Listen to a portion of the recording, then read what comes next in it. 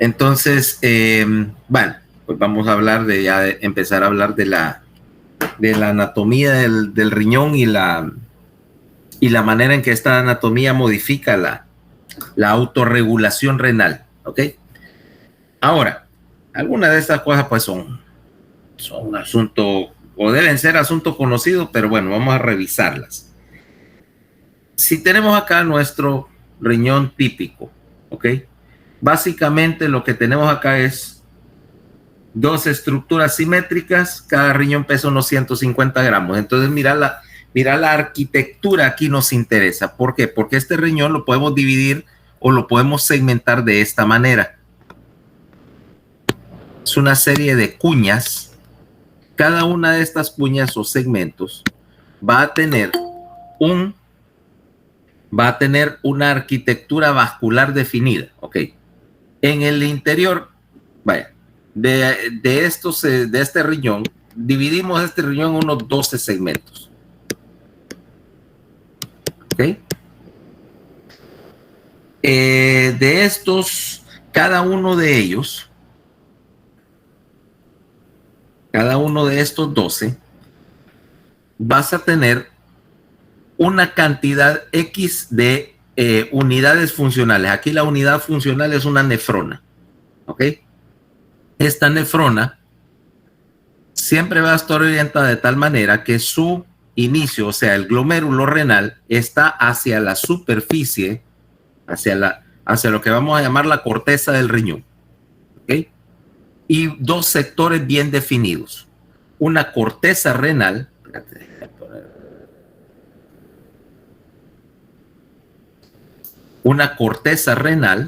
en la superficie y una médula. ¿Ok? Va a haber diferencia en el funcionamiento de las nefronas de acuerdo a su posición. Algunas de ellas, o la mitad más o menos de ellas, van a estar ubicadas de tal manera que su glomérulo está directamente en la corteza y los túbulos descienden hacia la médula y son de gran longitud. Mientras que otras, vamos a llamarlas las neuronas yuxtamedulares, y sus glomérulos va a estar en la parte superficial de la médula haciendo el mismo trayecto pero con un túbulo más corto. Okay. Un grupo de nefronas van a juntarse a través de sus tubos colectores y van a desencadenarse o van a desembocar a una papila renal. ¿Okay? Y esta papila renal es la que desemboca en la pelvis renal para la salida, o sea, hacia el uréter. En total, cada uno, juntando los 12 segmentos, tienen más o menos 1 millón de nefronas por riñón. ¿Ok? Entre 800 y 1 millón, entre 800,000 y un riñón. Y como ves, esas dos nefronas, esos dos tipos de nefronas, corticales y yuxtamedulares, son un poco diferentes en términos de su arquitectura. Ahora, en particular, esto tiene que ver bastante con la arquitectura vascular del riñón, porque cada uno de estos segmentos va a tener un aporte sanguíneo específico. ¿Okay? Ahora, eso quiere decir que si yo tomo el riñón en términos funcionales, la unidad funcional, dijimos, es la nefrona, y la arquitectura vascular su unidad en términos de arquitectura vascular va a ser uno de estos segmentos en forma de cuña que te acabo de definir. Ahora, si nosotros tomamos el aporte sanguíneo, tenemos una arteria renal, ¿okay? Y esta arteria renal se va a segmentar en un abanico de vasos, y cada vaso de estos me está alimentando un segmento, mira, en forma de cuña. Mira, aquí tenés. sea que el flujo sanguíneo va a ir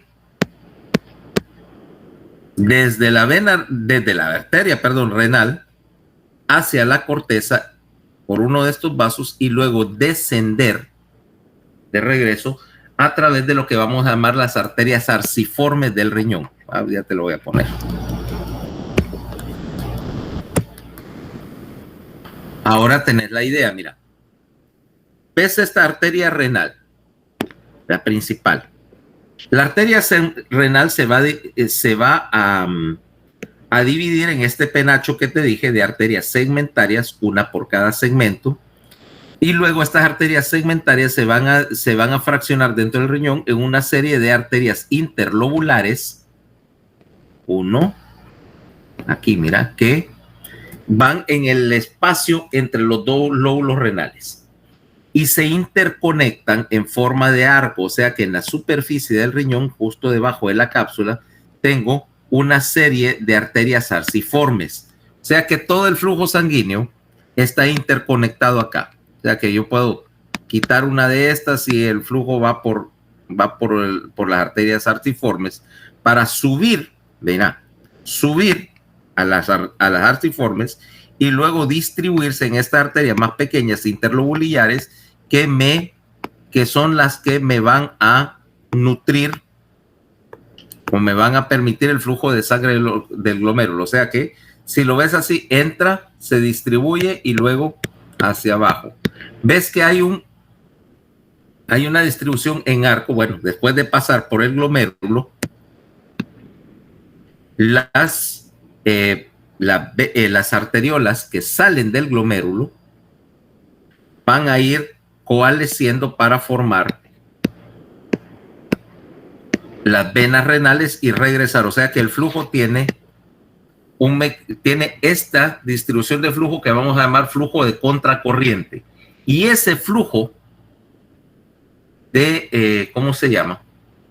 Ese flujo de sangre en contracorriente va a ser parte de lo que me permite a mí regular la producción de filtrado en el glomérulo. Ahora, si nosotros nos vamos más, en más detalle a la nefrona, vamos a ver que tenemos, eso ya es conocido, un componente tubular que está en amarillo ahí. Bueno, no sé, voy a ampliar esto, creo que puedo hacerle zoom.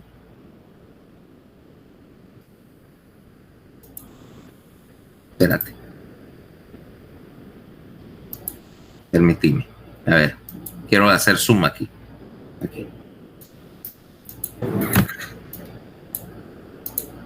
Espérate. No, Espérame, que no me acuerdo cómo era el control acá.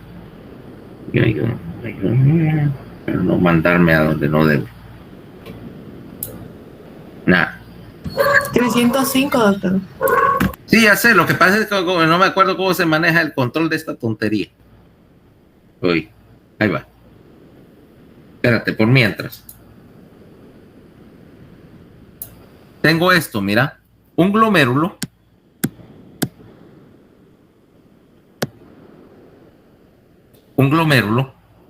Y luego los túbulos, ¿va? Proximal, y todo este paquete que es lo que llamamos el asa de Henle, con una rama descendente bien delgada, con células casi planas, y una rama ascendente gruesa, con células gruesas y cuya actividad metabólica es mucho mayor que la rama descendente, un túbulo distal que termina en un colector. Pero lo que me interesaba era la arquitectura vascular. Y aquí es donde viene el hecho de que el glomérulo tiene una arteriola, aquí estamos entrando, mira, aferente, que se reparte en un penacho capilar en el glomérulo y una arteriola que sale de este penacho capilar, que es la arteriola eferente, ¿va? Aferente, eferente. Ahí. Y luego, en serie con estas, o sea, la sangre que salió de la arteriola eferente se va, a distribuir en una serie de capilares que rodean al túbulo, los capilares peritubulares. O sea que el flujo sanguíneo acá viene,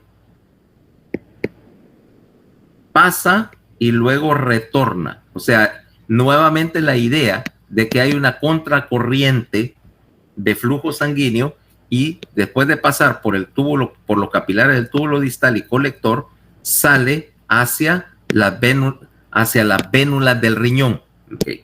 ¿Y por qué insisto tanto en la anatomía vascular? Es porque vamos a ver que yo puedo regular la recuperación, o sea, la reabsorción, y puedo regular la cantidad de líquido que estoy filtrado controlando el flujo en este sistema. En particular porque tanto la arteriola aferente como la eferente van a tener músculo alrededor de sus entradas y salidas, y que ese músculo me permite controlarlas. Tengo que aclararte una cosa. Aquí yo te hice la nefrona desenrollada, porque en la vida real este túbulo contorneado distal está aquí, mira, justo al lado del glomérulo, justo abajo del glomérulo. Yo te lo desenrollé por claridad, pero debería estar acá, de tal manera que la detección, vaya, de la situación, presión y flujo y oxigenación en el túbulo distal me afecta directamente estas dos arteriolas que tengo acá, ¿ok? Ya que aquí tengo el sensor y aquí tengo las dos, el músculo que me está haciendo control de la situación. Déjame regresar al libro a ver si lo puedo hacer funcionar. No sé ni dónde estoy. Vaya, ahí está locura. Ahí va.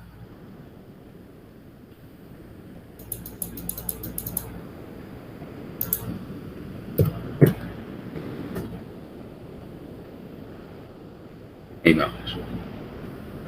Ok, ahí vamos de nuevo.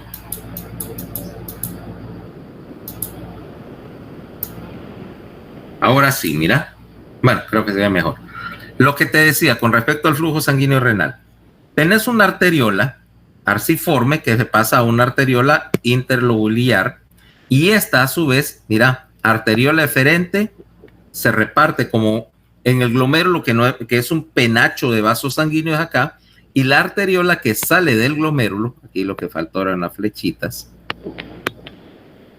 se distribuye a través del túbulo, mira, y las arteriolas, los capilares del túbulo peritubulares, bajan siguiendo el asa de Henle y regresan, ¿ok?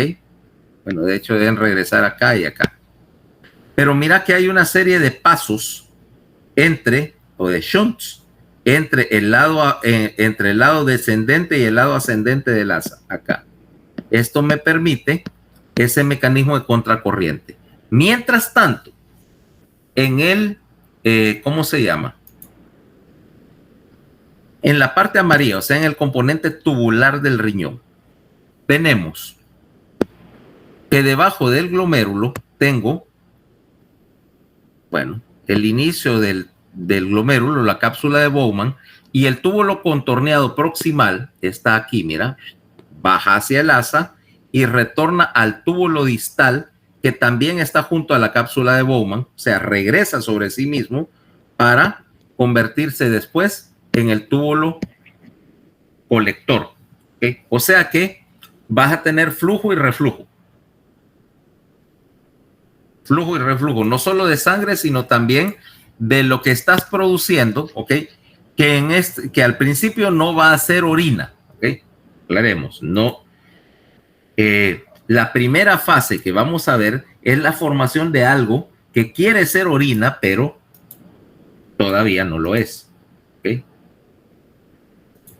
Porque tendremos que hacer y quitar un montón de cosas. Ahora, antes de empezar a hacer orina, tenemos que ver, decíamos, no solo la anatomía, aquí están los segmentos tubulares. Bueno, no solo cómo está la anatomía, sino cómo regular el flujo sanguíneo.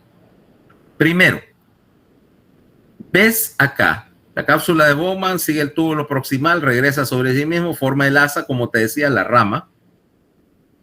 y ves que el túbulo distal retorna y está a caballito entre los dos capilares aferente-eferente. Y en este grupo, y en este túbulo distal, aquí donde está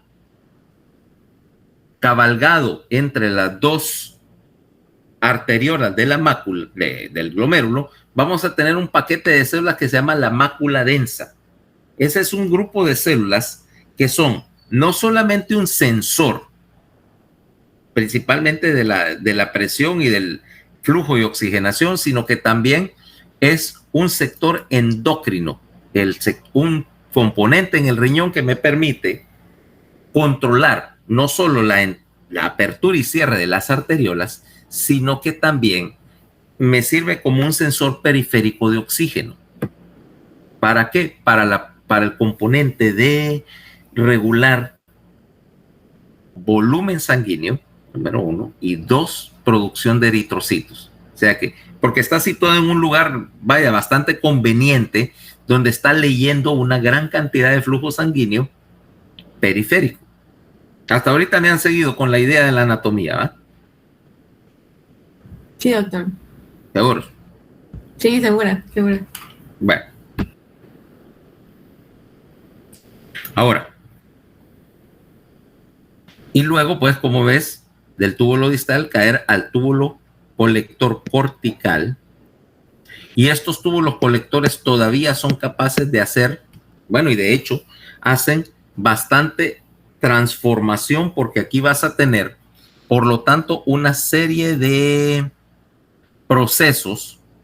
Vamos a aprovechar para aquí, ya que tenemos el dibujo. ¿Qué es lo que querés hacer? Vamos a dividir esto en varios sectores en la nefrona, si lo querés acá. Primero, aquí, en el sector de la cápsula, vas a producir un filtro. Luego, en este túbulo colector proximal, voy a hacer recuperación de un montón de sustancias. Me meto al asa, y en el asa voy a regular la la concentración de este filtrado para hacer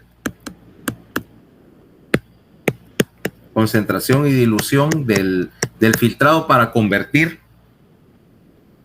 ese filtrado a algo que ya parece orina. Luego agarrar y pasar al túbulo distal, y aquí en el túbulo distal hacer recuperación de electrolitos y agua. Otra vez, recuperación más ajuste de la composición de la orina. Y por último, en el túbulo colector, acá abajo, terminar de hacer el ajuste, en particular del agua. ¿Ok? O sea que tengo una secuencia de cosas que van a pasar ahí, y esa secuencia es lo que me va a convertir lo que estoy filtrando, que es esencialmente plasma sin proteínas, a lo que salga al conducto colector, que es orina, y que ha pasado por una serie de eventos en los cuales cambié completamente su naturaleza. Listo. Ahora, mencionaba yo que las nefronas corticales y las nefronas yuxtamedulares son diferentes, ¿ok? O sea que no es lo mismo que tu neurona esté en la superficie a que esté en la profundidad. Más o menos, y aquí ves el caso, las nefronas corticales, que son aproximadamente el 60 al 70%, tienen en particular un asa de Henle bien pequeña que apenas se mete a la zona externa de la médula. ¿Okay? Y estas tienen relativamente menos capacidad para recuperar en particular sodio y agua, mientras que el restante 20 a 30% de las nefronas tienen sus glomérulos pegados a la médula, a la interfase entre corteza y médula renal, y sus asas de Henle bajan hacia la zona interna de la médula, la zona más profunda de la médula, donde acá vamos a tener la mayor parte de la recaptura de sodio y agua. ¿Por qué? Porque la médula es un lugar bien especial. La osmolaridad en el intersticio medular va a cambiar y cambiar salvajemente. En la corteza, alrededor de acá, la osmolaridad, vamos a usar otro color para el número, vas a ver que acá, bueno, es parecida a la del plasma, 300, 150, 400. Pero conforme vas hacia la profundidad del riñón, esa osmolaridad está creciendo, te das cuenta, hasta que cuando llegas por acá, la osmolaridad es de unos sabrosos 1200 miliosmoles por litro. O sea que vas a aprovechar esta osmolaridad creciente para que el asa de Henle, la rama ascendente y descendente del asa de Henle, utilicen esa osmolaridad para mover sodio y agua. Entonces, vos tenés dos nefronas diferentes con diferentes capacidades para empezar a jugar con tus concentraciones, con tu recuperación de sodio y tu recuperación de agua. ¿Cabal? ¿Ya están suficientemente confundidos o seguimos metiendo más detalles técnicos?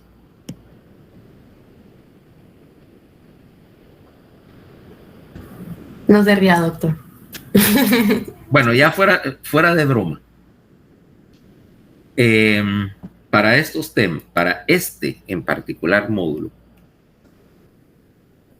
es el módulo que es técnicamente más complejo. No porque sea nada extragaláctico, sino porque tenés que literalmente que llevar la cuenta de dónde estás con el proceso de formación de orina. Y donde hay muchos procesos de meto una sustancia, saco otra, transporto, etc. Entonces, aquí sí. Número uno, voy a asumir dos cosas. Siguiendo la buena práctica académica, ustedes vinieron habiendo leído el capítulo respectivo del libro de Gaito. Asumo que todos ustedes lo tienen en alguna forma, electrónica o física, ¿va?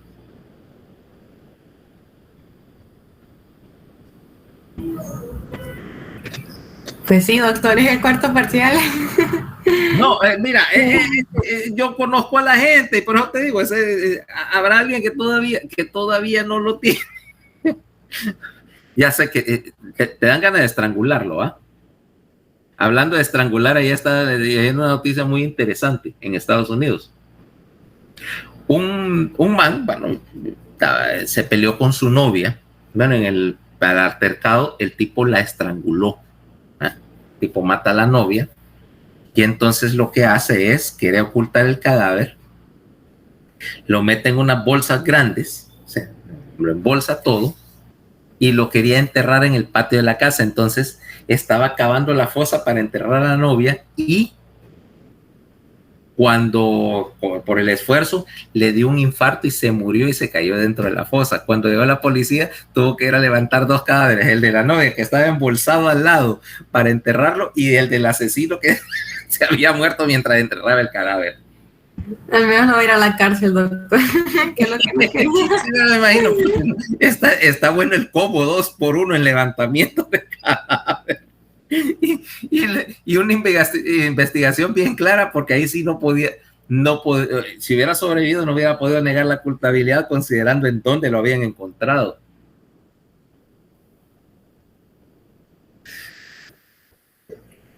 Las cosas que uno ve en el Facebook, ¿va? Bueno, entonces, sí, ya fuera de broma, leer y en la medida de lo posible, aquí yo no sé, llevar algún tipo de anotación, y no creas que sos el único que tendría que hacerlo. Fíjate que por aquí, así, y lo voy a meditar.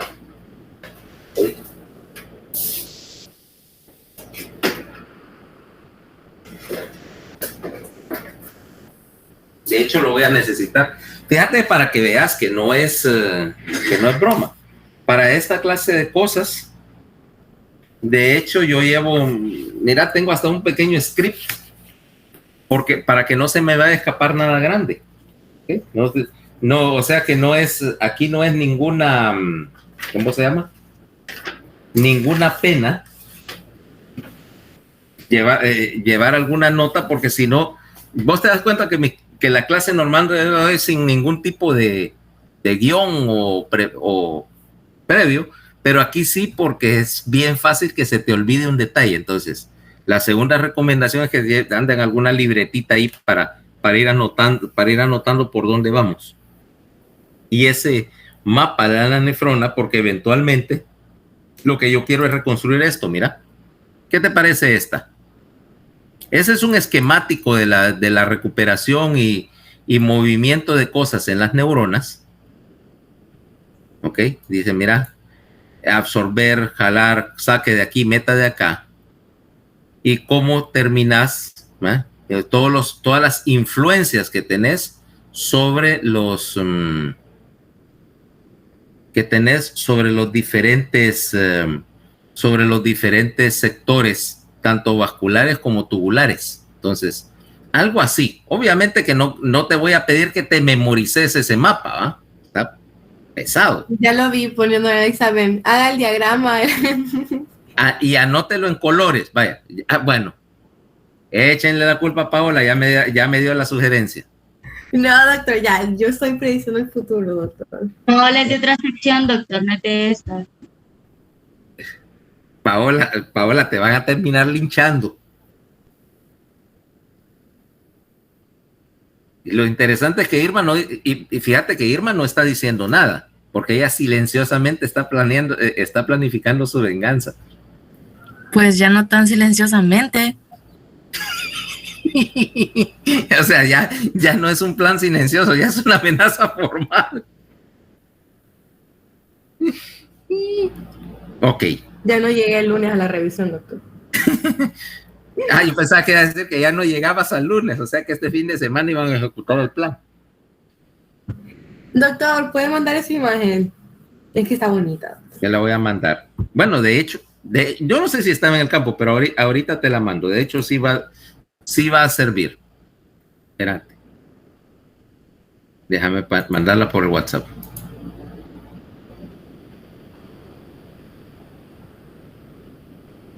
Dame un instante.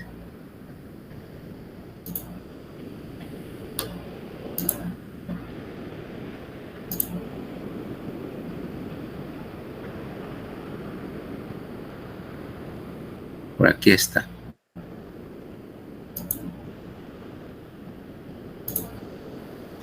Ahí va.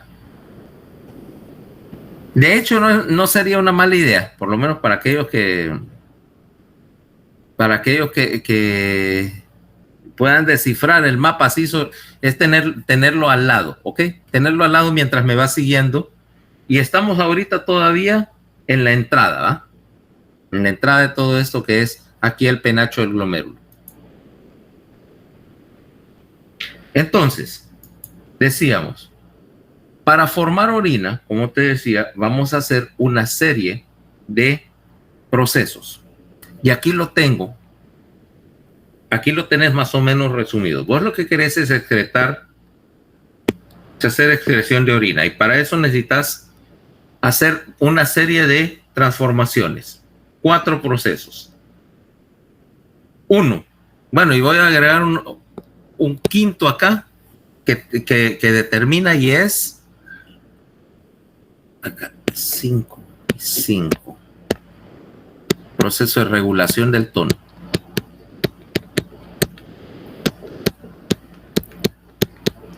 El primero es filtración, ¿ok? O sea, utilizar los capilares del glomérulo que trabajan a una presión bien alta. Acordate, este capilar va a trabajar a 60 milímetros de mercurio de presión. Acordate de la mayoría de los capilares trabajaban a ¿qué? A 17, ¿va? Este trabaja a 60. Luego, yo filtro una enorme cantidad de líquido, ¿okay? Para formar un volumen literalmente grotesco de una sustancia que vamos a llamar filtrado glomerular. Obvio, ¿va?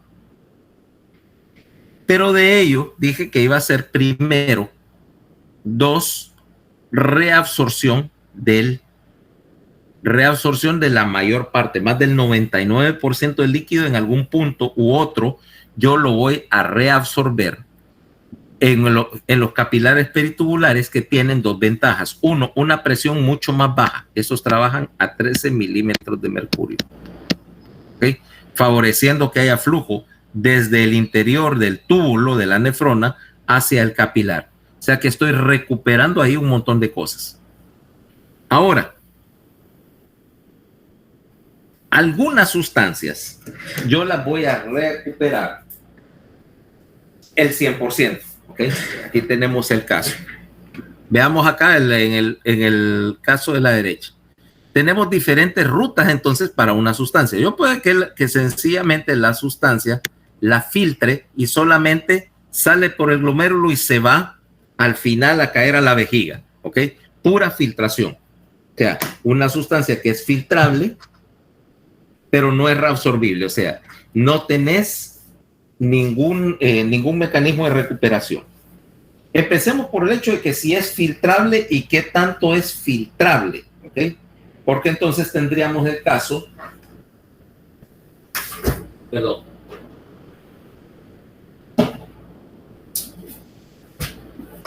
de que algunas sustancias, por ejemplo, se filtran por el glomérulo 100%, o sea, todo lo que pasa por el glomérulo se va.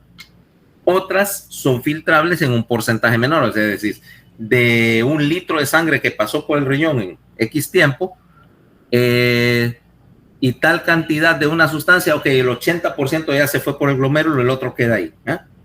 Pero básicamente solo lo botas. Caso, por ejemplo, de sustancias como la inulina, ya hablaremos de eso en otro momentito. Ahora, tenés otras sustancias, por ejemplo, que las vas a reabsorber en el capilar, y la reabsorción puede tener dos posibilidades. Una, que tengas una transportadora específica para esa sustancia, y que esa transportadora puede ser, por supuesto, activa o pasiva. O sea, utilizar una bomba para recuperarlo completamente y una transportadora sencillamente por arrastre. Vaya, acordate que sustancias que yo estoy bombeando una sustancia y se lleva otra de jalón. Sería el caso C, por ejemplo, el caso de la glucosa. No, miento. La glucosa es un problema especial. De los aminoácidos. Los aminoácidos se filtran por el glomérulo, pero el túbulo, mira, recupera el 100%. Con el resultado que no debe caer nada a la orina en circunstancias normales. Otras sustancias, por ejemplo, el sodio, cae el caso de B. Ponele que recupere el 99%. Y entonces, 1% va a la orina. Y obviamente ese 99 puede variar, ¿verdad? Puedo aumentar la reabsorción y reabsorber prácticamente el 100%, o puedo dejar que se filtre, entonces recupero 90, pierdo 10, lo que querrás, ¿ok? Y el tercer mecanismo, y entonces ya tengo alguna recuperación que puede ser parcial y ponerle aquí y variable. Haciendo recuperación variable, yo puedo mantener las concentraciones en sangre en el punto que yo las quiera tener, porque regulo la recuperación. ¿Okay? Y ese principio básico es el que más me va a interesar acá para entender la función de complemento. ¿Cómo te lo explico? Bueno, por ejemplo, venís y Paola está limpiando su closet. ¿Okay? ¿Cómo limpias tu closet? Si es que alguna vez lo haces, ¿va? Sacando toda la ropa primero. Exacto. Y luego empezás a revisar la ropa. Ok, esta ya está toda vieja, esta ya pasó de moda, esta me queda pequeña. Digo, puede que sí. Esta me queda pequeña y ahí estas las dejas irse y el resto, bueno, recuperación. Las otras las volvés a doblar. Digo, las volvés a doblar y las volvés a meter en el closet, asumiendo que las doblas y no solo las volviste a echar así como cayeron. ¿Cómo sabe, doctor? Es que en la cara se te ve. Y además, eso es una costumbre de, fíjate que más, increíblemente más difundida entre las mujeres que entre los varones. Lo de tener un closet. Pues sí, es que tenemos más ropa, doctor. No, y aunque tengan poca, solo la echan ahí. Los varones tienden un poquito más a tratar de doblarla o colgarla. O sencillamente, o irse al otro extremo radical y sencillamente no interesarle. El closet está vacío y la ropa solo está apilada así en canastas alrededor de la cama.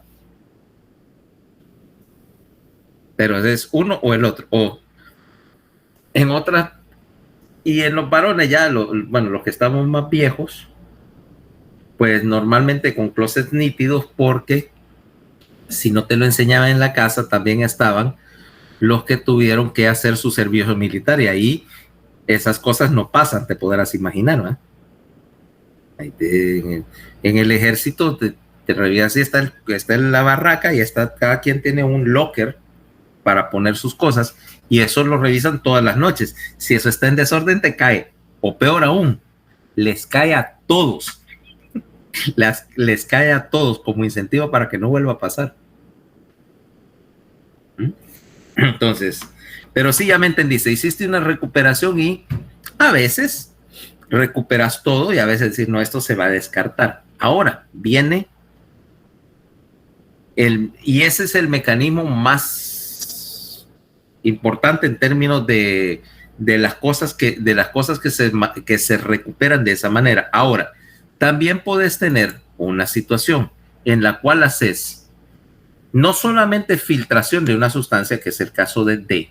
Espera, voy a limpiar un poquito acá.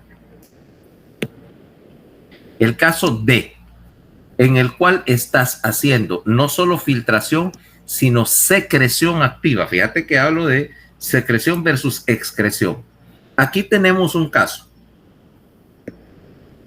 Yo estoy filtrando X porcentaje, pero ponele que se filtra el 80%. Y ahora en el túbulo tengo una bomba que me está secretando activamente. Entonces aquí va 80% y aquí va 30%. Resultado, excreto el 110%. Y me van a decir, ¿cómo voy a excretar el 110%? Eso es lo que estoy diciendo cuando hablo en esos términos de que excreté el 110%, es que, por ejemplo, si la concentración de esa sustancia en sangre es de 7, en la orina va a ser de 8. O sea que literalmente estoy filtrando activamente y que las concentraciones urinarias van a ser más altas que las concentraciones sanguíneas. Porque en este caso, por ejemplo, de una simple filtración, aquí, si solo filtro, las concentraciones en la orina no pueden ser más altas que las concentraciones en sangre, porque todo está saliendo, pero no estoy concentrando. Aquí estoy, quiere decir que si tuviera 7 acá, tendría 7 acá. Pero en el último caso, donde tengo secreción activa, las concentraciones en orina pueden ser más altas que las concentraciones en sangre, garantizando la eliminación de una sustancia y alguna capacidad de reserva en caso de que la producción de dicha sustancia pueda aumentar, y aún así yo la quiero mantener en 0, ¿ya? Y por último, el quinto proceso que te decía de regulación. Aquí, perdón, aquí y aquí, 5. Y yo puedo regular todos estos procesos regulando el flujo sanguíneo. Si yo aumento el flujo acá, jugando con el tono de las arteriolas, aumento, por ejemplo, el proceso de filtración o la cantidad que filtro. Si yo cierro las entradas y o salidas al glomérulo, entonces puedo disminuir la filtración no a cero, pero casi, ¿ok? Por lo tanto, porque así garantizo que la mejor manera de conservar una sustancia no es necesariamente recuperarla, es sencillamente evitar que se pierda. Por lo tanto, una serie de estos procesos es lo que va a tener, lo que me va a convertir sangre o plasma a orina o filtrado a orina y de paso permitirme control completo de la concentración de las diferentes sustancias. Ahora, veamos qué es lo que sucede con el filtrado acá. Entonces, el primer paso es que tenemos que filtrar algo a través de los capilares del glomérulo para caer a la cápsula de Bowman. Recordate que estos capilares son capilares bien especiales.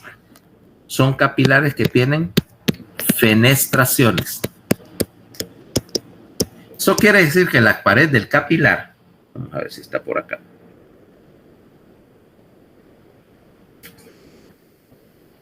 que la pared del capilar tiene una estructura que es específica del capilar renal. Aquí lo tenemos.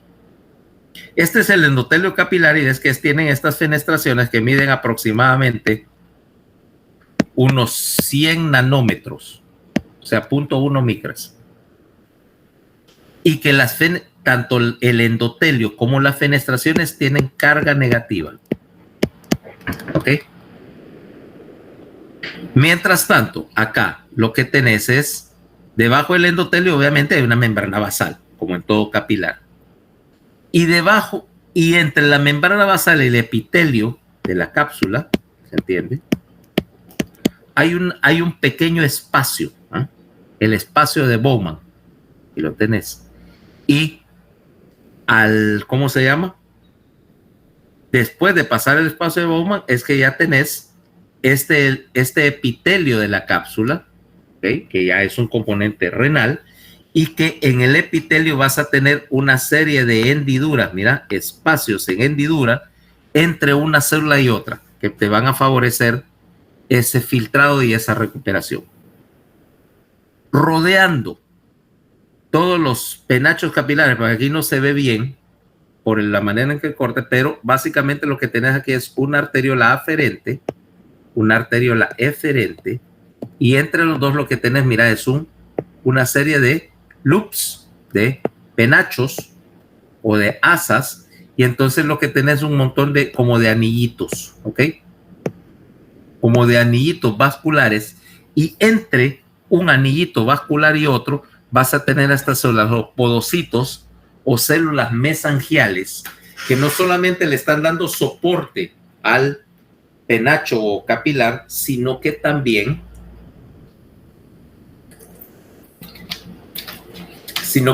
tienen alguna participación en la selectividad del filtrado. Ok. En las entradas y las salidas de las arteriolas, dijimos, hay músculo y ese músculo tiene bastante más capacidad que en otros sitios para regular el tono de la arteriola. Cuando me refiero a tono de la arteriola, quiere decir que son capaces de abrir y cerrar esa arteriola esencialmente en un 100%. O sea, puedo parar completamente el flujo ahí o puedo abrirla de tal manera que aumente bastante el flujo renal. Ahora, vamos de vuelta para acá. Ahora, si tengo esta serie de fenestraciones, las fenestraciones me van a tener una particularidad. Me permiten pasar casi libremente cualquier sustancia que pese menos de 60,000. ¿Cabal? Ahora, y que tenga carga neutra o positiva. ¿Okay? Ese es el criterio. Cualquier cosa que sea mayor de 60,000 no va a pasar. Y todo lo que tenga carga negativa tiende a ser rechazado. O sea, cosa que te interese. Los iones como el cloro, aunque tienen carga negativa, son lo suficientemente pequeños, sí, para pasar. ¿Ok? Pero cualquier macromolécula se traba. Luego, hay una diferencia de presión bueno, después hablaremos de equilibrio mejor, entre la presión hidrostática en el capilar y la presión dentro de la cápsula de Bowman. Por lo tanto, el gradiente de presión va a tender a generarme filtración del capilar hacia la cápsula. Ahora, la sustancia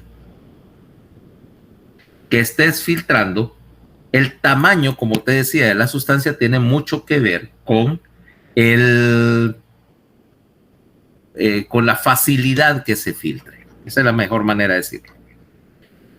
Esa, ¿cómo se llama? Aquí tenemos una tablita. Y mira qué es lo que pasa.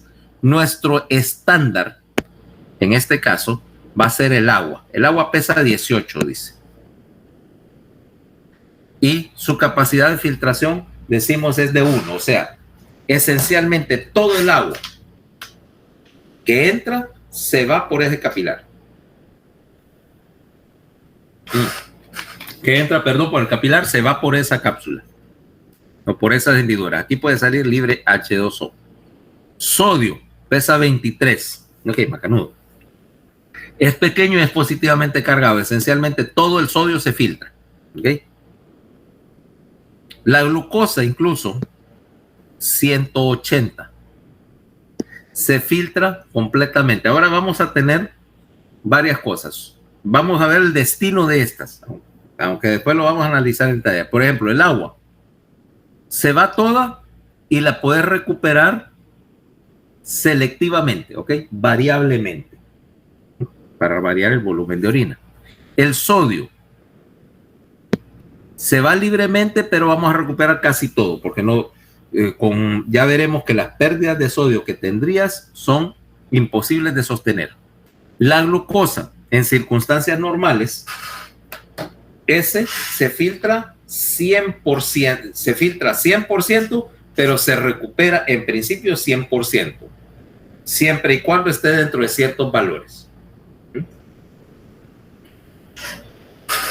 Ahora vámonos a la sustancia que está abajo, dice inulina. ¿Y eso qué es? Fíjate bien, no es insulina, es inulina, es un polisacárido. La inulina no es parte realmente de la dieta, excepto que en algunos alimentos se utiliza inulina como un espesante, ¿no? Pero su propósito principal en la vida es servir de ejemplo en las clases de fisiología. La inulina se filtra libremente por el glomérulo y no existe transportador, o sea que el 100% que entra por acá cae a la orina, y de hecho se utiliza en el laboratorio de fisiología porque es una manera de medir el filtrado y el aclaramiento de sustancias por un riñón. O sea, básicamente lo que hago es, vengo a Paola y le preparamos un suerito ahí con la dichosa inulina, que no es metabolizable, no hace nada, ¿va? Y te paso, qué sé yo, X gramos de inulina a la circulación y luego mido el tiempo en que aparece en la orina y el tiempo que tomas en deshacerte de toda la dosis de prueba que te di, y eso me va a dar una medida de cuál es el ritmo, la tasa de filtración por el glomérulo. ¿Ya me va siguiendo cuál es la idea? Ok. Ya que ahorita, ahí lo están poniendo en el libro, básicamente es un ejemplo de una sustancia que se filtra y no se absorbe y que tiene una capacidad de 5.500. Ahora veamos otras sustancias. Mira la mioglobina, es una proteína del músculo. Es relativamente pequeña, 17.000. Y vos pensarías que una sustancia de 17.000 puede pasar por el poro, pero como la mioglobina tiene cargas negativas, eso hace que no toda pase y solo se filtra el 75%. ¿Ya? El 75%. Por cierto, vos no querés que se esté filtrando la mioglobina. En primer lugar, porque no debería estar ahí, ¿ok? ¿De dónde sale la mioglobina que salió en ese ejemplo? Del músculo dañado. O sea que si aparece mioglobina en tu orina, estás haciendo rhabdomiólisis. Y Si tenés el problema de la hemoglobina es que cuando cae al pH bajo de la orina, empieza a cristalizarse, a polimerizarse, y si no haces algo al respecto, te va a tapar completamente los túbulos del riñón y vas a caer en falla renal. Por eso era que la vez en que hice la rhabdomiólisis, todos los internistas estaban prediciendo cosas nefastas para mí, porque decían, te vas a joder los riñones. Digo, que yo no diera clase de fisiología, no sé cómo, y no supiera cómo hacerlo. Quítense, déjense, déjenme, les voy a enseñar cómo se hace en casa. Mi esposa, por supuesto, eso era lo más interesante. A mí me dolía todo por la rhabdomiólisis, pero le dolía más a mi esposa los músculos de ella. ¿Sabes por qué, va? ¿Por qué? Porque le daban calambritos viendo cómo manejaba yo.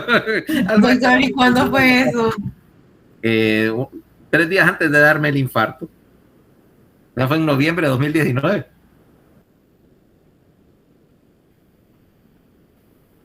Doctor, ¿por qué está tan feliz contando eso? Porque a mí me divierte probar los límites de las cosas, en particular los de la fisiología.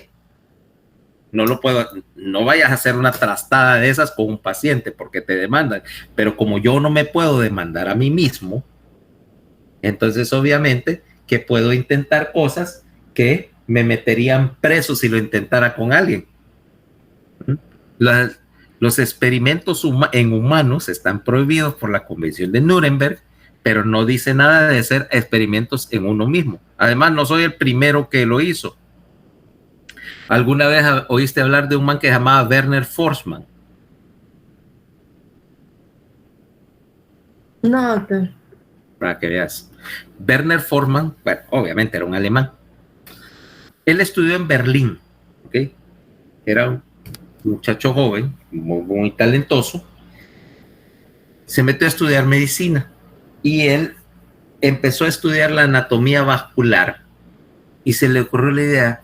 En algún momento alguien se había hecho en animales, para ser correcto, pero a nadie se le había ocurrido que eso se podía hacer en humanos, y decía que era muy peligroso. Es decir, ¿qué pasa si yo pudiera llevar una tubería desde algún lugar de la periferia y entrar a la cámara cardíaca con un catéter, con un tubo ahí? Entrar a la cámara cardíaca para medir presiones, para inyectar algún medio de contraste, hacer y tomar imágenes del corazón, del interior del corazón, radiológicas, ¿se entiende? Y así por el estilo. Bueno, el man se gradúa, termina su carrera y quería ser cirujano. Entonces se va a Berlín a hacer su internado, era interno a todo esto, de cirugía. Entonces él le propone algo así a su jefe. ¿Por qué no intentamos esto con humano, que no sé qué? Y el jefe le dice, ok, bueno, ahí hay cadáver para un cadáver de autopsia. No le dice Forssmann, en un paciente vivo, porque yo lo que quiero es inyectar y ver una imagen radiológica del corazón latiendo. El jefe le dice, no, vos estás loco, le dice, eso no se puede hacer. No, es más, te prohíbo que andes haciendo tonteras con los pacientes. Bueno, macanudo. Entonces, pero no dijo nada de voluntarios. El man convence a una amiga que tenía, a la enfermera del servicio, de que lo acompañe. La enfermera dice, ok, pero yo me voy a poner de voluntaria para que no tenga problemas legales. Si alguien dice algo, yo lo voy a... Yo te voy a defender, que yo me presté para él. Forssmann le dice que sí. Entonces, bueno, aquella prepara todo el equipo, agarra un catéter, como no existían los catéteres de angiografía, porque no lo habían inventado todavía, agarró un catéter de uréter, de urología. ¿Sí? Ella prepara y todo, y entonces él hace todo el parapeto de que lo va a hacer en ella, y entonces lo que hace, bueno, aquí acostate en la mesa de operaciones, la amarra a la mesa y el tipo dice, ok, ya te tengo quieta, estás amarrada. Procede a hacerse una disección de vena en él mismo y a pasarse un catéter él solito en él mismo para meterlo al corazón. Ahí es que desamarró a la enfermera, que por supuesto estaba furiosa, pero como lo hecho estaba, le dije, bueno, ahora ayúdame. El quirófano en el hospital en la Charité de Berlín está en el 3er piso. El tipo bajó caminando las escaleras con un catéter metido hasta el atrio derecho al departamento de radiología que estaba en el 1er piso para tomarse la placa, la foto, demostrando que sí se podía pasar un catéter desde la vena hasta el atrio derecho, ¿ok? Y le tomaron la radiografía de tórax demostrando su hazaña. Por un radiólogo que por supuesto estaba furioso de que lo habían despertado, porque era pasada la medianoche cuando esto hizo su experimento, que lo despertaron para tomar una foto de semejante aventura quirúrgica. Ok. A la mañana siguiente ya te imaginas el comité de recepción que tenía este man. Bueno, se sacó el catéter, toda la placa sacó el catéter y todo. A la mañana siguiente ya te imaginas el comité de recepción tenía todo el departamento. Bueno, lo querían echar ahí mismo. ¿Okay? Pero como realmente era un descubrimiento científico y el único perjudicado potencial era él, pues lo dejaron ir. ¿Sabes qué se ganó Forsman por sus experimentos? Que lo despidieran, fijo. No. Un Nobel. Se ganó el Nobel de Medicina en 1929 por eso. Él inventó el cateterismo cardíaco en él mismo. Sí, después, no, él llegó a ser profesor, un profesor muy destacado de cirugía ahí en Berlín. ¿Okay? Y de hecho, él siguió ya después de eso, dice, bueno, ya lo probé en el primero, y dice, bueno, lo probé, literalmente lo probaron en el interno y no lo mataron, no se logró matar a sí mismo, entonces lo dejaron que siguiera ya, pero ya bajo condiciones controladas, y él desarrolló las técnicas de cateterismo cardíaco que se siguen usando. ¿Okay? Pero para que veas que yo soy un vil principiante en comparación con algunos otros en cuanto a andar haciendo inventos en uno mismo.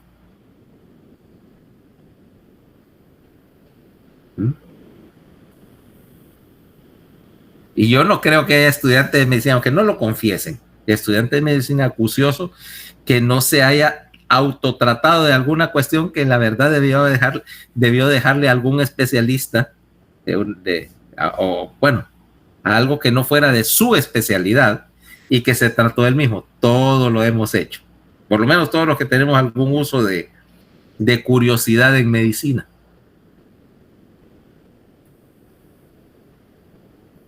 Me imagino dentro de unos años Paola en algún laboratorio, como esa película, esa pavosada que estaba en el cine hace poco, la del doctor ese que se convirtió en un ser medio vampiroso, Morbius, algo así.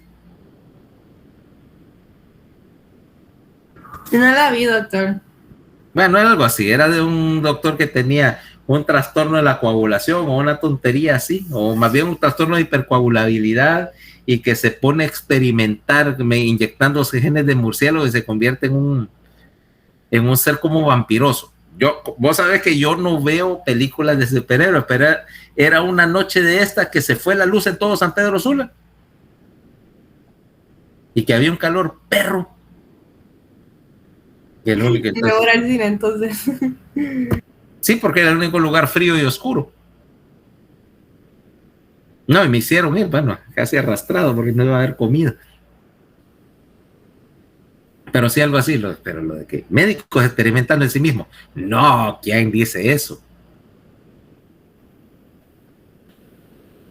La que después se entera y dice, pero ¿por qué hizo eso? La gorda siempre, ¿por qué hizo eso? Porque puedo.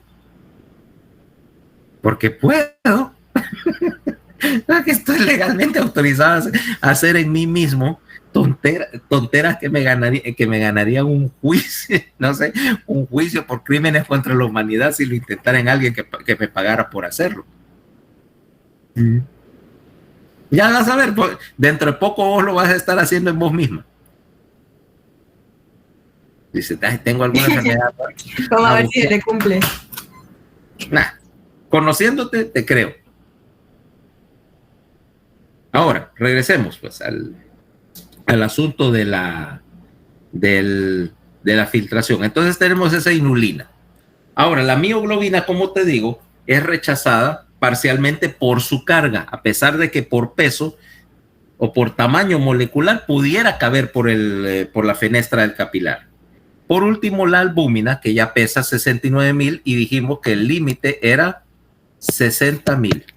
Resultado, y es cargada negativamente, por lo tanto, mira la capacidad de filtración, 0,0005, o sea, 0,5% de la albúmina se pudiera escapar, porque esa sí no quiero que se vaya, pero en realidad ni siquiera llega a eso. O sea que en realidad la excreción de proteínas en la orina es bien baja. De hecho, es menos de 150 miligramos en 24 horas para un riñón normal. De hecho, vamos a ver que hay una lesión, hay un tipo de lesiones del glomérulo que se llaman nefropatías de cambios mínimos, en la cual lo que está dañado es este mecanismo, pero no es que tenés cambios en las células. O sea, si vos ves incluso el microscopio electrónico, no ves casi nada. Lo único que la lesión involucra que se pierde la carga negativa que debería estar acá, se pierde. Y por lo tanto ya no tienes la capacidad de esas cargas negativas de rechazar cosas como proteína. Y entonces empezás a filtrar. Sin embargo, el glomérulo al microscopio se ve normal. Eso es una enfermedad de cambios mínimos. Cuando cambias esas cargas porque cambias la estructura o la presencia de una serie de proteínas básicamente glucoproteínas que están en el endotelio y que me están dando esa carga que me da cierta selectividad. Ahora, ¿cómo se llama? Este glomérulo, entonces vamos a ver aquí, mira, lo que sucede. Aquí tenés un caso en el cual, mira, la diferencia de carga. El dextrano son una serie de moléculas, son polímeros de polisacárido, ¿eh? ¿Ves, por ejemplo, los policatiónicos? Porque vos puedes hacer el dextrano con carga positiva. Y entonces esos se filtran, mira, rápidamente, a pesar de que son del mismo tamaño. Mientras que los que generas o sintetizas con mucha carga negativa casi no se filtran, implicando que gran parte de la selectividad del filtrado se depende de la carga. Ahora, ¿cuánto vas a filtrar por el glomérulo? Entonces aquí vamos a caer en dos cuestiones. ¿Cómo determinar qué cantidad va y qué es lo que modifica la cantidad que se filtra? Que es esta fórmula. La cantidad de filtrado va a ser el producto de dos determinantes. Uno es el coeficiente de filtración, o sea, qué porcentaje o qué cantidad de una sustancia X, de un solvente, pasa a través de la pared del glomérulo. ¿Okay? Y obviamente la presión de filtración en el glomérulo. Ahora tenés esto. En el glomérulo, vos vas a tener, obviamente, igual que en cualquier sistema de capilar e intersticio, 4 presiones. O 3 más bien, porque aquí no cuenta. 3 presiones, ok.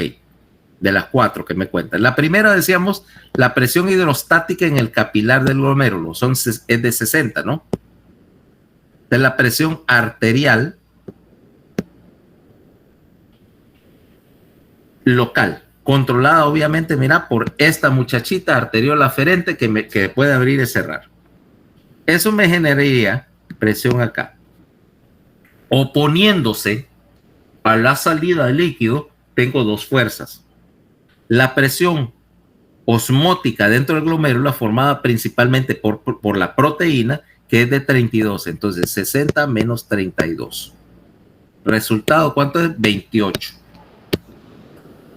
sea que dentro del capilar vos tenés básicamente una fuerza neta de 28 milímetros de mercurio tratando de sacar líquido, pero que es opuesta por la presión dentro de la cápsula de Bowman, que es de 18. Entonces, 28 menos 18, presión de filtración neta, 10 milímetros de mercurio. O sea que vos estás formando filtrado a una presión de 10 milímetros de mercurio.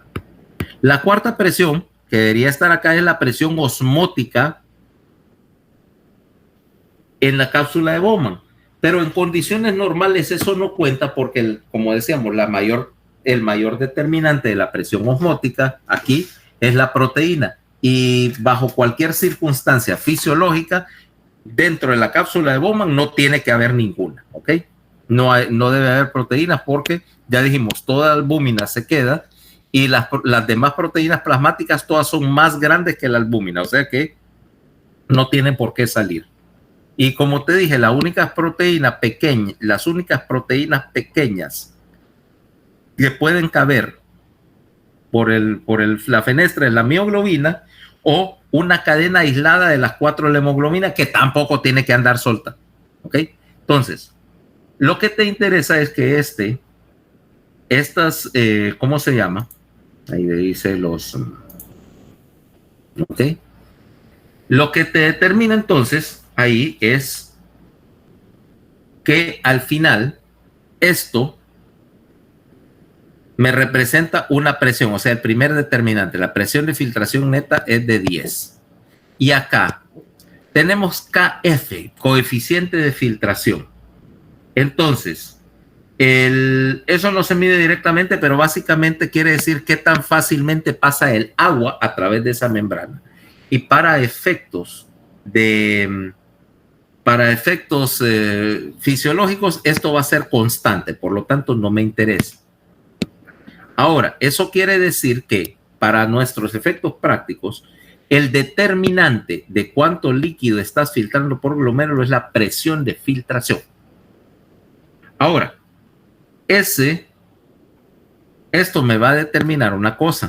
Al final, vamos a tener que ese filtrado glomerular representa un porcentaje, es un porcentaje del flujo sanguíneo que está pasando acá. Yo tengo ahora sangre entrando para acá y dije, un buen porcentaje de él se está yendo. ¿Qué porcentaje? Veamos entonces cómo determinarlo. Primero vamos a tener el flujo sanguíneo renal. ¿Cuánto flujo pasa por ambos riñones por minuto? ¿Ok? Y la respuesta es aproximadamente el 25% del gasto cardíaco está desplazándose a los riñones. O sea, los dos órganos que en reposo, o sea, ahorita en reposo, que están moviendo más flujo sanguíneo por minuto son cerebro y riñón. Pulmón no cuenta porque pulmón está en línea con el resto del sistema y pasa el 100%. O sea, no puedes bypasearlo. Pero, por ejemplo, de la sangre que está saliendo del ventrículo izquierdo, 25% de esa sangre, así como estoy en reposo, va al encéfalo, ¿va? Aproximadamente 1,25 litros por minuto, más o menos. El otro 25%, más o menos una cantidad igual, pasa por el riñón, o sea, 1,25 litros por minuto filtrándose a través o pasando a través de los riñones. Ahora, si yo multiplico 1,25 litros por minuto, 1,25 litros por minuto son ¿cuánto? Por hora, 125 por 60. Digo, bueno, 1.25 por 60 son 80 litros más o menos por hora, ¿correcto? Ahora, de este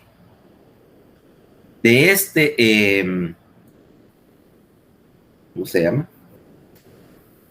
De este filtrado 1250 por hora, por minuto, 80 litros por hora, 80 por 24,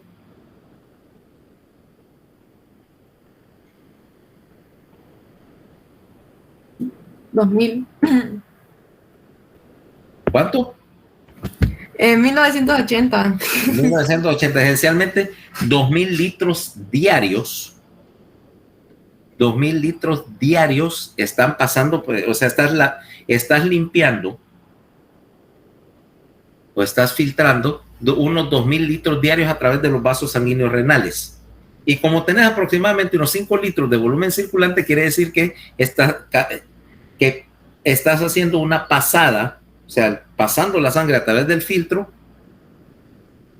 un montón de veces por hora, ¿ok? Garantizando que el filtrado es constante. Ahora, bueno, pero no es ahí a donde iba. El caso es que ahora tengo algo que se llama la fracción de filtración glomerular.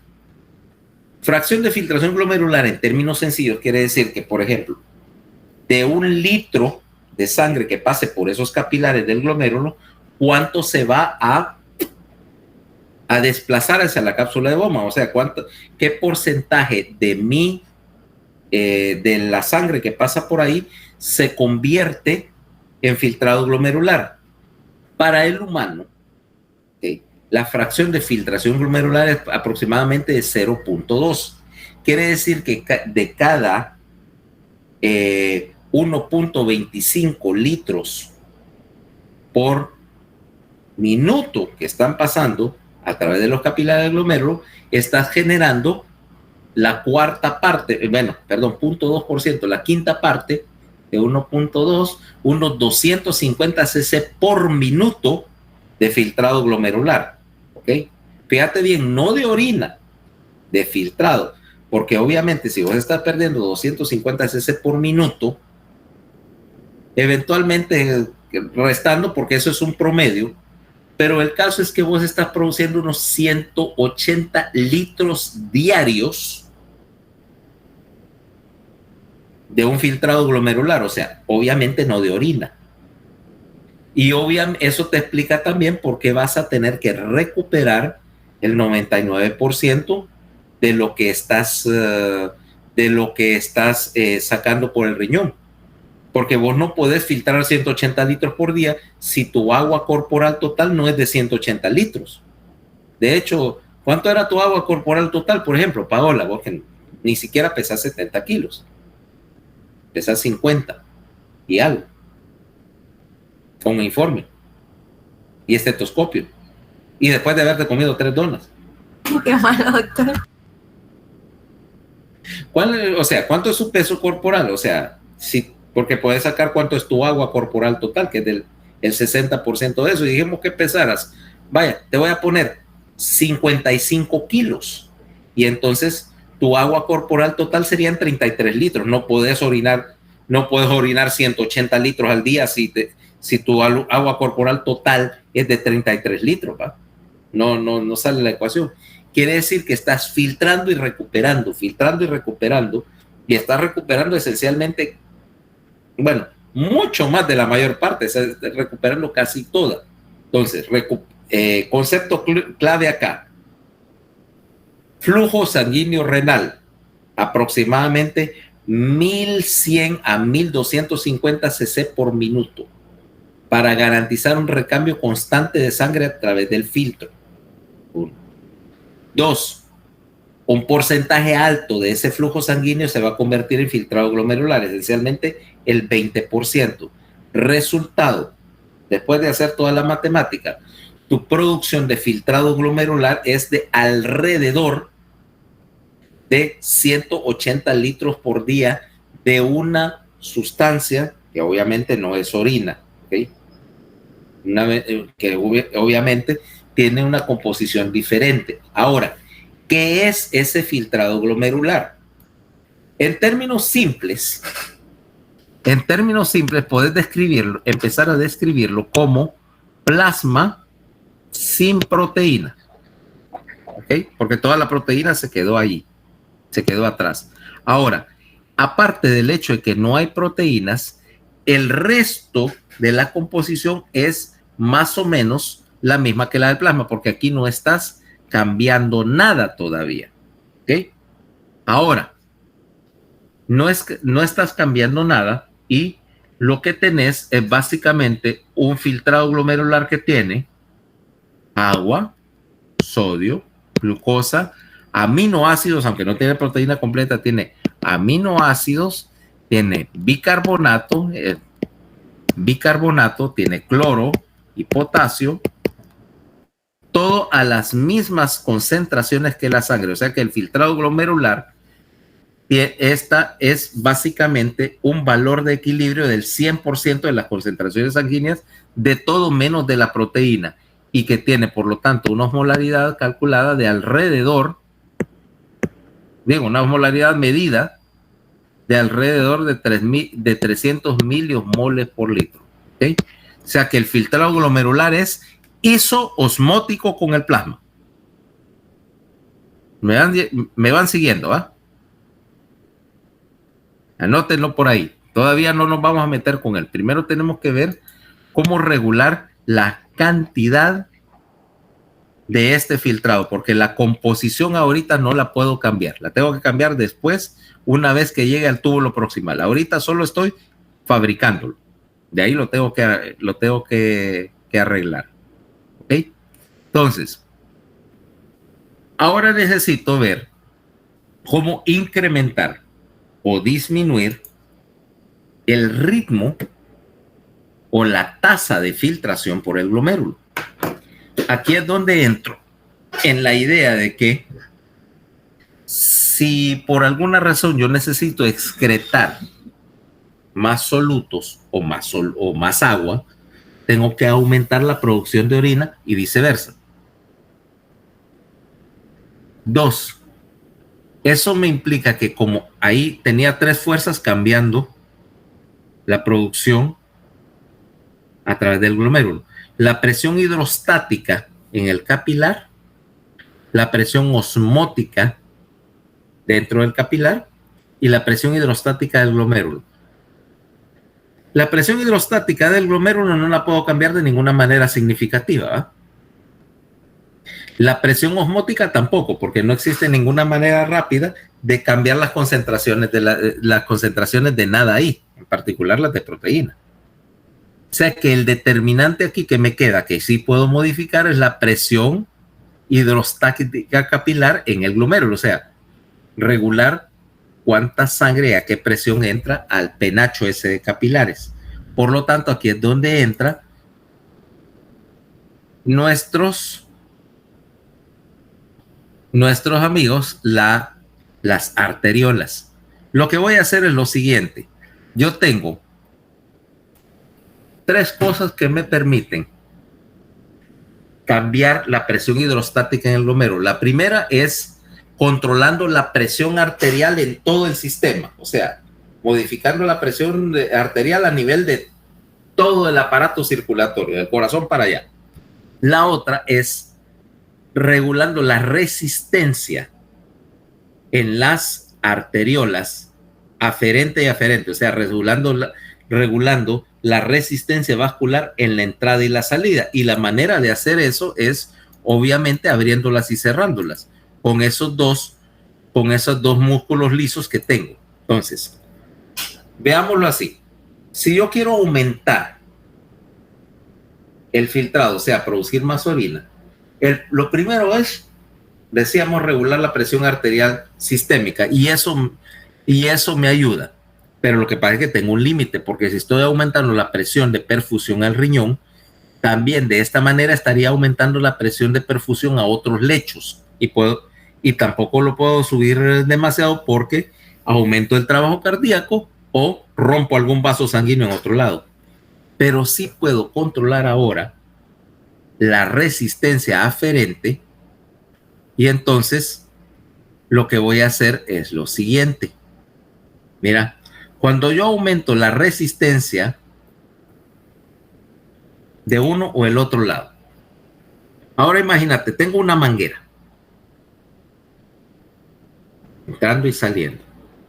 Okay. Si yo aprieto la manguera cerca de donde se conecta la llave, el flujo por esa manguera se va a ir disminuyendo, ¿correcto?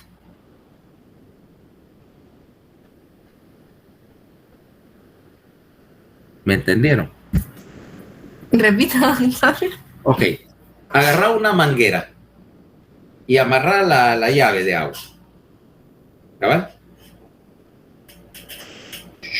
Abro y ya está fluyendo agua por la manguera. Si yo vengo la manguera y la doblo así cerca de donde se conecta la llave, en el otro extremo va a bajar el flujo, ¿correcto? Sí, doctor, sí. Es obvio, ¿eh? Eso es lo que estoy haciendo cuando yo cierro la arteriola aferente, la entrada. En un momento determinado, lo que estoy haciendo ahí es reduciendo la presión hidrostática en el capilar, en este caso, y por lo tanto, al reducir la presión hidrostática, reduzco el flujo y la producción de filtrado. ¿Correcto? Si yo me voy al otro extremo y le pongo alguna restricción a la salida de la manguera, lo que aumenta es la presión dentro de la manguera, y de hecho vas a ver que a veces cuando vos haces eso, que doblas la boca de la manguera, la salida, y que tal vez haya alguna picadura en la manguera y que ves como para el chorrito, porque estás aumentando la presión hidrostática en la pared de la dichosa manguera. ¿Ok? En este caso, es más, vos tenés un restrictor de flujo muy común en tu casa, esas pistolitas para regar. Lo que hace es que pone una restricción en la salida y aumenta la presión, por eso es que tira el chorro más lejos. ¿Cabal? No me vas a decir que no tenés una pistola de esas en la casa, todo el mundo tiene para lavar cosas. ¿Sabes a cuál me refiero? Sí, doctor, sí. Sí. Ok, que genera un aumento modesto de la presión, como digo yo, para lavar carros y niños.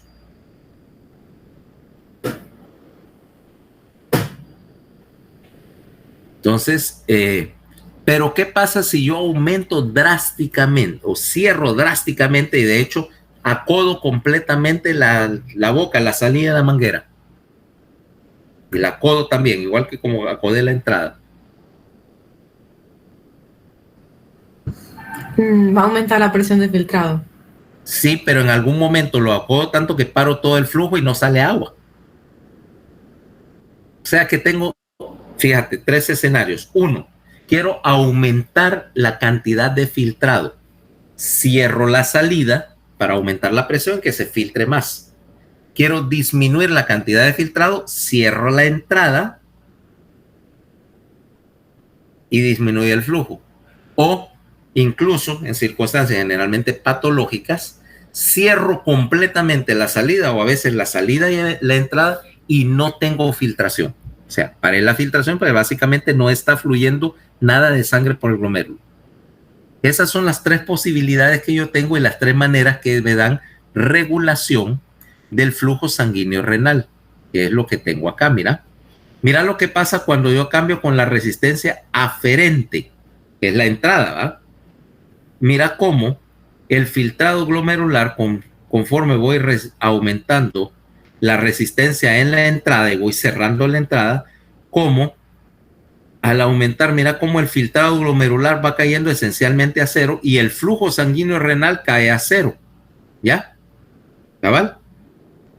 Pero si cierro la salida, tengo al principio el efecto opuesto. Mira, que está el flujo sanguíneo renal normal y yo empiezo a aumentar, a cerrar la salida y por algún momento el flujo sanguíneo renal cae discretamente, pero la filtración aumenta hasta que llego a algún punto, generalmente cuando la resistencia llega al doble, que ya básicamente hice tanta restricción al flujo que primero sube y luego el filtrado glomerular empieza a descender porque básicamente estoy cerrando demasiado el sistema porque estoy haciendo más resistencia,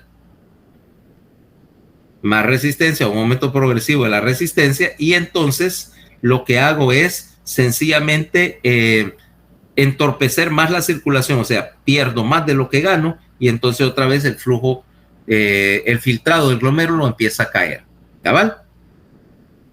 Entonces, mañana vamos a hablar un poquito más de las diferentes mecanismos de control que tengo para hacer ese cambio en la resistencia. Entonces, mañana el tema va a ser la continuación de este capítulo y el capítulo 28, que es regulación del flujo sanguíneo renal. ¿Ok? Listo. Ok, doctor, ok. Listo. Ok, bueno, entonces aquí terminemos y nos vemos mañana. Entonces, doctor, el lunes después de la 1. Después de la 1, exacto. Ahí haces el orden de la lista. Como es después de la 1, entonces allá en el cubículo de arriba de la escuela, yo creo, cubículo de arriba de la escuela es un poquito más cómodo que el edificio 5, ¿eh? En la Biblia, doctor. En la biblioteca. ¿O no lo dejaron la vez pasada? No, sí, nadie se dio cuenta, pero ¿me entendés? Eso sí, no van a estar haciendo ruido, sino todo el mundo, y con una lista yo solo voy llamando de uno en uno. ¿Sabes? Ok, doctor. Sí, si se organizan bien, no. Mira, la gente de la biblioteca no va a decir nada mientras no haya ruido. Vos sabés que mientras pueden haber 20 o 100 o 100,000 ahí en la planta baja y todo el mundo está leyendo o haciendo alguna cosa, y mientras no haya ruido ellos ni saben quién entró y quién salió. Entonces yo estoy en una mesa y ustedes vayan entonces uno y siguiente y siguiente y siguiente, de uno en uno, y nadie notaría la diferencia. Así hagámoslo. ¿Sabes? Vaya, pues nos miramos el lunes, doctor. Bueno, no, mañana es clase. Mañana hay clase. No, Mira, pero en persona, doctor. Ah, en físico. Ok, sí, el lunes. Bye. No, pero si quieren no entro. Mañana a clase. Siempre andas buscando la manera de retorcer la interpretación de las cosas. Está bien. No, es más, no, ahí tenés que estar. Vos es la primera que tiene que estar. No, pero le digo algo así porque me toca dar práctica de renal el viernes, entonces todo esto me está sirviendo. Ah, bueno, mejor. No, pues se supone que, vaya, ahorita ya más o menos está bien. Esa es la otra cosa con el laboratorio. Mira que el orden de las prácticas de alguna manera lo vamos a ir modificando un poco para que, por ejemplo, si estamos viendo el módulo de respiratorio, que la práctica sea de respiratorio, o sea, las dos cosas vayan juntas, porque una complementa a la otra. De nada me sirve que yo